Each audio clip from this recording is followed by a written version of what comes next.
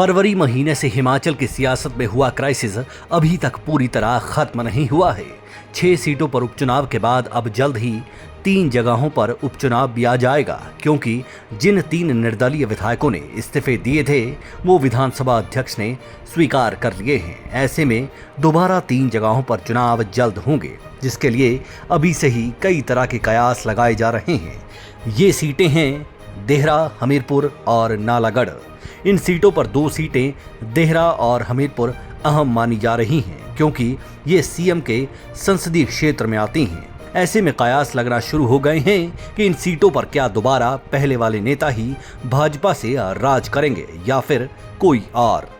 इन सीटों का आकलन करते हुए पॉलिटिकल एक्सपर्ट्स का क्या कुछ कहना है, आइए समझते हैं।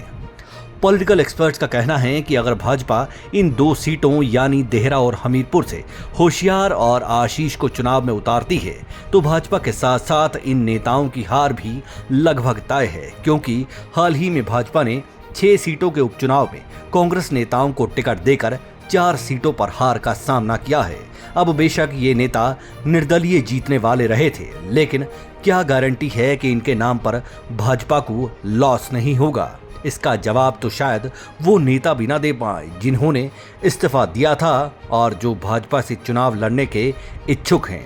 पॉलिटिकल एक्सपर्ट्स आगे कहते हैं कि अगर भाजपा ने इन नेताओं के नाम पर देहरा और हमीरपुर में दांव खेला तो इनके कुछ पुराने नेता ही अपनी पार्टी को पीछे धकेलते हुए प्रत्याशियों को हरवाने का काम करेंगे, क्योंकि देहरा और हमीरपुर सीट पर पहले भाजपा के अंदर खाते काफी जंग चलती आ रही है। और तो और धूमल फैमिली भी इन सीटों पर खेल कर सकती है, क्योंकि देहरा से होशियार सिंह का पहले ही अनुराग ठाकुर के साथ 36 का आंकड़ा रहा करता था, तो हमीरपुर से आशीष के रिश्ते भी पुराने वक्त में धूमल फैमिली से कुछ खास नहीं रहे हैं। ऐसे में अगर सुजानपुर उपचुनाव की तरह यहाँ भी मुंह में राम बगल में छुरी वाली कहावत सही साबित हुई तो इन नेताओं का हारना तय है। बेशक मौजूदा वक्त में काफी तरजीह ये नेता एक दूसरे को दे रहे हैं, लेकिन ये सियासत है जिसे महाठगनी के नाम से भी जाना जाता है।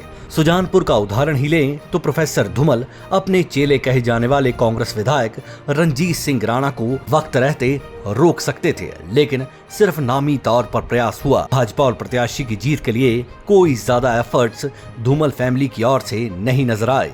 मजे की बात यह भी है कि धूमल फैमिली और सीएम सुक्खू के करीबी रिश्तों से पहले ही सब वाकिफ हैं। इसके अलावा देहरा और हमीरपुर में भाजपा के कई छोटे बड़े नेता भी इन चुनाव लड़ने वाले नेताओं से टीस में रहते चले आ रहे हैं। ऐसे में आगामी 3 जगहों पर उपचुनाव भाजपा के लिए काफी चुनौती भरे होने वाले हैं। आगामी दिनों में प्रदेश भाजपा और हाईकमान को सोच समझ कर टिकट तो देना ही होगा, लेकिन साथ ही साथ उन नेताओं पर भी गहनता से विचार करना होगा जो पार्टी और प्रत्याशी के खिलाफ अंदर खाते अपना सियासी षड्यंत्र रचते हैं और अपना रसूख बनाए रखने के लिए दूसरों की जीत सुनिश्चित करवाते हैं।